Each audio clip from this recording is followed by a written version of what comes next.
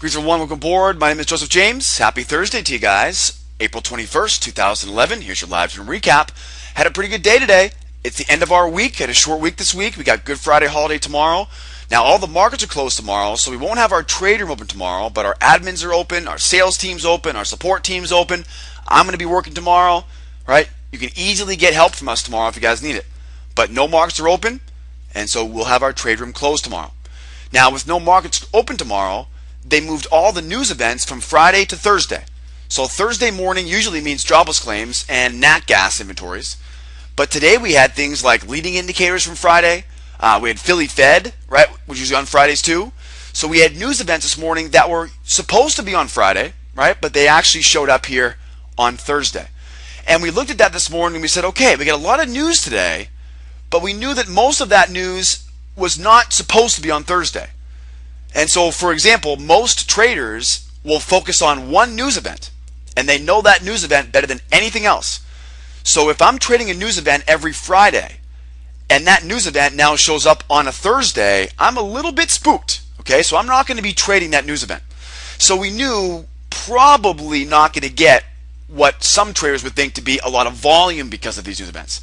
Right? One way of looking at this would be lots of news events means lots of volume. Right? Lots of trade, lots of profit.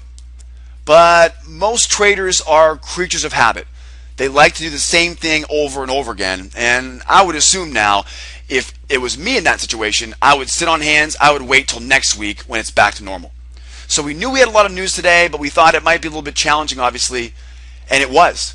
Right? 7:45, 8 o'clock, very slow. Very slow as we opened the day today. And we noticed this morning, we had 8:30 jobless claims. 8 o'clock, 8:15, 8:30 news comes out, nothing's moving. Very quiet, jobless claims come out as expected, nothing's moving. We noticed this morning in our morning prep, we had a sideways range on crude oil. Now, of course, a sideways range, very easy for us. We love sideways ranges. So we went through our entire morning prep this morning. If you missed the morning prep today, you really missed a lot. We used exactly what was covered in the morning prep today to plan our day today. So the morning prep at 8 o'clock, we see that sideways range on crude. And it wasn't just any sideways range. It was a real narrow sideways range after that big, tremendous move this week. Right? We had that huge move this week on crude, and now it just goes sideways, and we're wondering now what's going to happen next.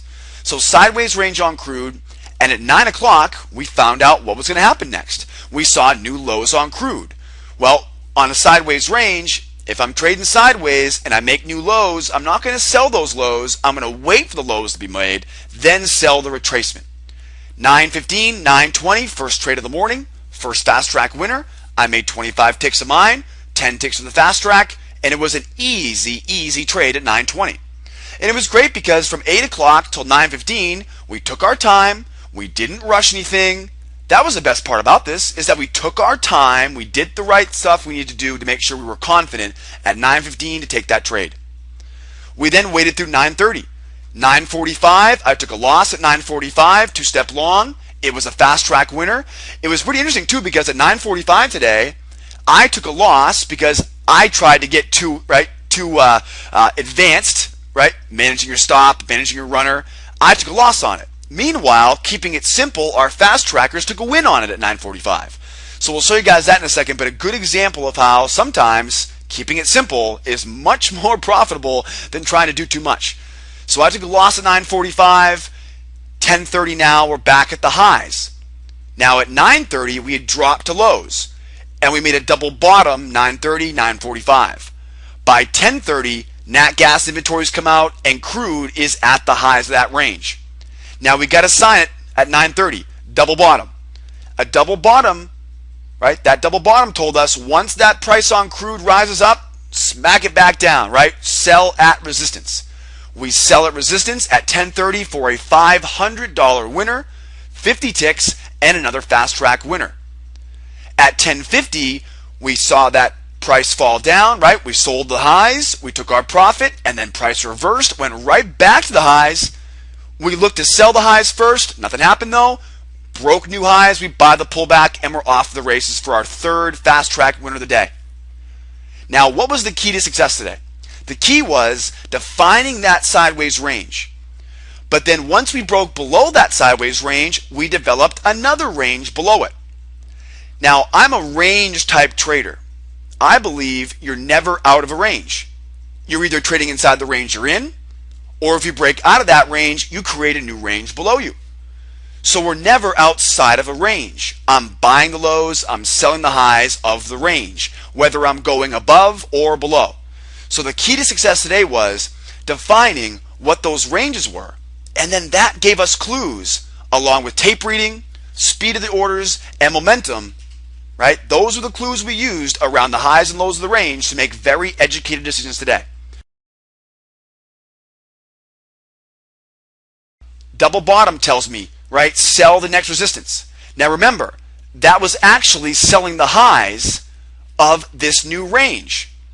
When we broke new lows, we began creating a range below us. I'm now up here at the highs of this new trading range.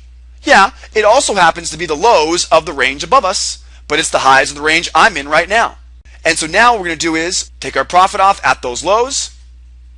Price now doesn't walk, price runs and breaks right back up into the range above us.